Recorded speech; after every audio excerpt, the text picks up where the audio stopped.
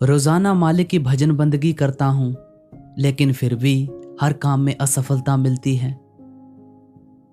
कोई भी काम करने जाता हूं, उसमें असफल हो जाता हूं। मैं जो सोचता हूं, मेरी सोच के मुताबिक मेरा काम बनता ही नहीं है। जो नहीं सोचा होता है वो हो जाता है, जो सोचा होता है वो होता नहीं है। तरह तरह के सवाल जो हमारे दिमाग में चलते रहते हैं और हर दम टेंशन में भी रहते हैं। तो ये साखी आप सभी के लिए है। इसको बड़े ही ध्यान से सुनना, गौर से सुनना।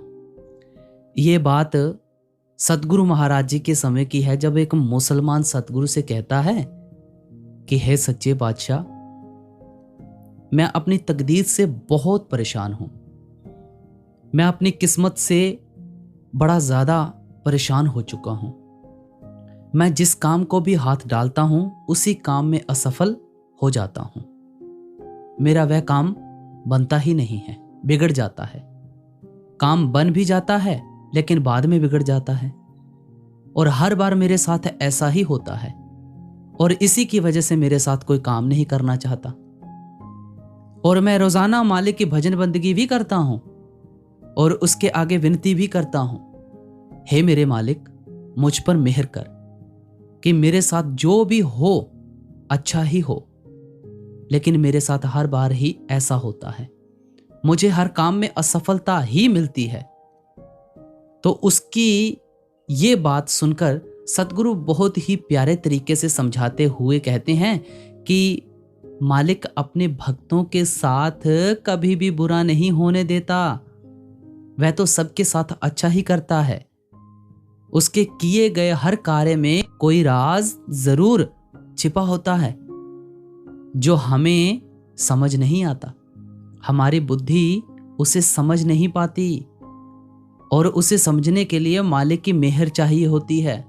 जिस पर उसकी मेहर होती है, केवल वही उसके भेद को समझ पाता है। और यहां पर सतगुरु उसे समझाने के लिए एक बहुत ही प्यारी साखी फरमाते हैं। सतगुरु कहते हैं कि एक गांव में ना एक फकीर रहते थे, और जिस गांव में वह रहते थे, उस गांव में पशुओं को पालने का रिवाज था। किसी ने अपने घर की रखवाली के लिए कुत्तों को पाल रखा था, और किसी ने अपने खेतों के काम करने के लिए बैलों को पाल रखा था। किसी न किसी जानवर को अपने काम करवाने के लिए पाल रखा था। तो वह जो फकीर उस गांव में रहते थे, वह सदा ही मालिक की रजा में राजी रहते थे। तो एक दिन उस गांव के सभी कुत्ते मर जाते हैं, और जब वो बात गांव वालों को पता चलती है, वह भागे भागे उस फकीर के पास जाते हैं और कहते हैं कि हे गुरुदेव, हमारे गांव के सभी कुत्ते मर गए हैं।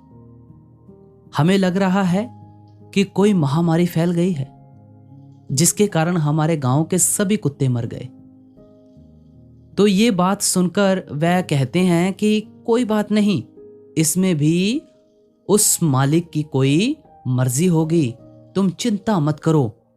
और दूसरे ही दिन उस गांव के दूसरे जानवर भी मर जाते हैं।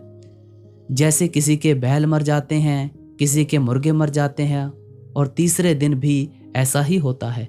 तो गांव वाले बहुत परेशान होकर फिर उस फकीर के पास जाते हैं और कहते हैं, हे गुरुदेव, पहले तो हमारे गांव के सभी कुत्ते मर गए, और उसके बाद हमारे पशुओं की मृत्यु होने लग पड़ी। किसी के घर बैल मर रहे हैं, किसी के घर मुर्गे मुर्गियां मर रहे हैं। ये अवश्य ही गहन चिंता वाली बात है। ये अवश्य ही कोई महामारी है जो हमारे जानवरों को मार रही है।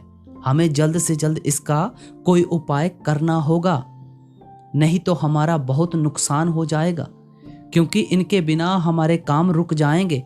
हमारी खेती हमारे बैलों की वजह से होती थी, और कुत्ते हमारे घर की रखवाली करते थे, लेकिन अब तो सभी जानवर मर गए कि कहीं ये महामारी हम इंसानों में ना आ जाए।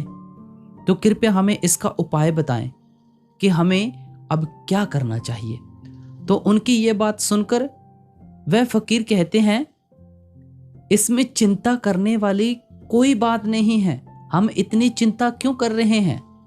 वो मालिक जो सृष्टि को चला रहा है, क्या उसको इसके बारे में नहीं पता? क्या उसे हमारी परवाह नहीं है? वह सब जानता है। और ये जो भी हो रहा है इसमें भी उसकी कोई मर्जी होगी। हमें चिंता नहीं करनी चाहिए, हमें सब उसके ऊपर छोड़ देना चाहिए, क्योंकि होता तो उसकी मर्जी से है। हम तो उसकी कठपुतलियां हैं, उसके इशारों पर नाचती हैं। तो उस फकीर की ये बातें सुनकर कुछ गांव वाले नाराज हो जाते हैं और कहते हैं कि पिछली बार भी जब ऐसा हुआ था तब भी इन्होंने ऐसा ही कहा था कि सब कुछ उस मालिक की मर्जी से हो रहा है, जबकि ऐसा कैसे हो सकता है? सभी जानवर एक साथ इकट्ठे कैसे मर सकते हैं? और हमारा इतना नुकसान हो गया है और ये ऐसी बातें कर रहे हैं। तो कुछ गांव वाले नाराज होकर वहां से चले जाते हैं। तो उसके कुछ दिनों बाद ही रात के समय उस गांव में डाका पड़ जाता है। डाकू लूट मार करते करते उस गांव में भी आ जाते हैं, लेकिन रात का समय होता है तो वह जब दूसरे गांव से लूट मार कर इस गांव में प्रवेश करते हैं और देखते हैं कि पूरा का पूरा गांव वीरान पड़ा है। यहां पर कोई हलचल नहीं हो रही, गांव में कोई कुत्ता दिखाई नहीं दे रहा, कोई बैल दिखाई नहीं दे रहा। तो ये सब देखकर जो डाकुओं का सरदार होता है वह कहता है कि ये गांव वीरान पड़ा है, लगता है यहां कोई नहीं रहता। चलो आगे बढ़ते हैं, किसी दूसरे गांव में जाकर लूटमार करते हैं। तो वह इस गांव को छोड़कर चले जाते हैं। और जब सुबह होती है तो गांव वालों को इस बात की खबर होती है कि डाकू दूसरे गांव से लूटमार करते हुए हमारे गांव में भी आए थे, लेकिन हमारा पूरा का पूरा गांव वीरान पड़ा हुआ था, क्योंकि किसी के घर में भी कोई पालतू जानवर नहीं बचा था, जिससे कि उनको इस बात की खबर होती कि इस गांव में भी लोग रहते हैं।